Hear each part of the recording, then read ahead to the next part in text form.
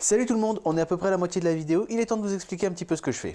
Alors j'ai acheté ces deux têtes de hache dans un vide-grenier dans le but de les restaurer pour environ 2 € pièce. Hein, pas vraiment très cher, hein, mais je les ai bien aimés donc je me suis dit pourquoi pas. Alors elles étaient stockées avec tout un tas d'outils en métal rouillés également, hein, ce qui n'a pas vraiment aidé à les maintenir en bon état. Donc la première chose que j'ai fait quand je les ai ramenés, c'est nettoyer à la brosse métallique pour retirer les premières couches de rouille qui partaient assez facilement. C'est la rouille qui est juste en surface. Tout ça pour voir un petit peu ce qu'il y avait en dessous, voir s'il n'y avait pas des fissures qui auraient été cachées ou autre chose, parce que ça aurait rendu la restauration encore plus compliquée. Donc il fallait que je sache un petit peu à quoi m'attendre. Donc une fois que c'était fait, j'ai retiré le reste de la rouille et surtout toute la rouille qui était incrustée par électrolyse. Alors si vous voulez en savoir plus sur ce procédé, faites-le moi savoir, je vous ferai une vidéo à part. Une fois que c'est fait, je les sors, je les sèche et je commence à nettoyer un coup avec la brosse métallique une nouvelle fois, puis ensuite j'utilise une meuleuse d'angle avec un disque abrasif pour pouvoir retirer la couche d'oxyde de fer qui se forme dessus après l'électrolyse, ce qui est tout à fait normal, et révéler enfin le métal. J'en profite également avec la meuleuse d'angle pour refaire un petit peu les bords et redéfinir la tranche des têtes de hache parce que forcément ça a été un petit peu abîmé, un petit peu rongé, donc il faut y aller. Ça permet également d'enlever quelques aspérités. Alors je fais exprès d'utiliser un disque particulièrement usé, celui-là, justement pour éviter de trop creuser le métal, juste pour retirer ce qui est en surface. Maintenant, l'étape que je devrais faire, c'est tout simplement poncer les têtes de hache avec du papier de verre de plus en plus fin. D'abord à sec, puis ensuite à l'humide, puis ensuite le polir pour pouvoir obtenir un effet miroir. Ce que j'ai fait sur cette face, vous pouvez voir, ça brille, mais je ne suis pas du tout satisfait du résultat en fait parce qu'il y a énormément de rayures encore dessus qui ne sont pas parties, parce que j'ai pas utilisé du papier de verre suffisamment fin, que j'ai pas poncé suffisamment longtemps. Bref, c'est pas génial, j'aime pas trop le résultat, du coup je vais devoir ajouter une étape, c'est utiliser des limes pour tout simplement travailler la tête de hache, retirer une bonne partie des aspérités, des creux et des bosses pour pouvoir aplatir un petit peu les surfaces, puis ensuite utiliser du papier de verre, puis polir, puis lustrer pour obtenir un meilleur résultat. Alors je ne cherche pas du tout à faire disparaître toutes les crevasses qu'on peut voir. Non, ce que je veux faire sur cette restauration, c'est pas obtenir un résultat comme neuf, c'est vraiment obtenir juste cet effet miroir avec quelques crevasses dessus, parce que l'intérêt d'avoir de vieux outils quand même, c'est de voir qu'ils sont vieux. Là vous voyez, il y a plein de crevasses, je vais les garder.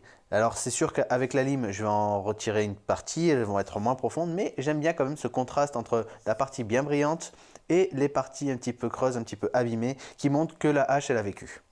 Voilà. Et ben il n'y a plus qu'à.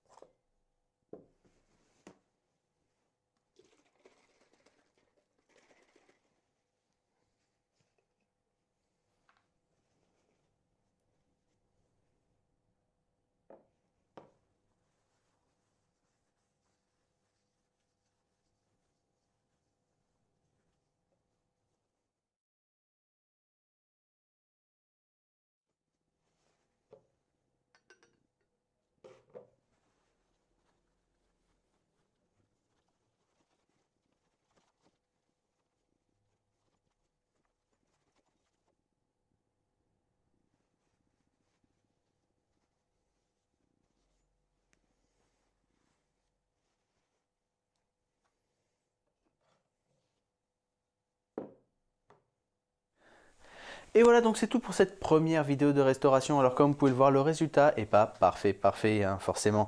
Je manque tout simplement encore de technique, hein, de pratique et un petit peu de matériel aussi pour pouvoir obtenir un bien meilleur résultat. Hein, c'est la première fois que je me lance vraiment dans une restauration et sans être parfait, le résultat est quand même plutôt pas mal. Alors, je ne suis pas complètement satisfait de l'aspect final des haches. Hein. J'ai rien contre les petites marques noires qu'il y a, les petites crevasses. Hein. Comme je vous l'ai dit, je veux qu'on voie qu'elles aient vécu. Par contre, bon voilà, cette face est plutôt opaque. Cette face est presque brillante. Je ne comprends pas encore trop comment j'arrive à obtenir un bon résultat d'un côté et en faisant la même chose, ne pas avoir le même résultat de l'autre. Pareil, là, c'est plutôt propre, hein, je trouve. Cette hache est plus basique que celle-là, hein, mais le résultat est quand même plus flagrant. Alors il y a quand même pas mal de traces de rayures qui n'ont pas disparu, hein, mais voilà, c'est un résultat plutôt sympa et je pense que je vais continuer à faire d'autres vidéos de ce genre. Donc n'hésitez pas à me dire ce que vous en avez pensé dans les commentaires. Si vous avez des conseils, ce genre de choses, n'hésitez pas à me le dire. Un petit mot, le produit que j'ai utilisé pour faire briller ce truc là, c'est pratique, mais qu'est-ce que ça pue? Non, sérieusement, c'est infernal. On a l'impression que c'est mort à l'intérieur. Voilà, ça a été en vie à un moment et c'est mort. Mis à part ça, le résultat rend quand même plutôt pas mal, comme on peut le voir. Hein, le brillant est ressorti grâce à ce produit. Mais voilà, c'est juste un petit mot. Si jamais vous voulez en utiliser, faites gaffe, ça pue. Bien, merci à tous d'avoir suivi cette vidéo, j'espère que vous avez trouvé ça intéressant. N'hésitez pas à la partager, à mettre un pouce bleu, à vous abonner à la chaîne si ce n'est pas déjà fait. Et moi je vous dis à très vite, ciao!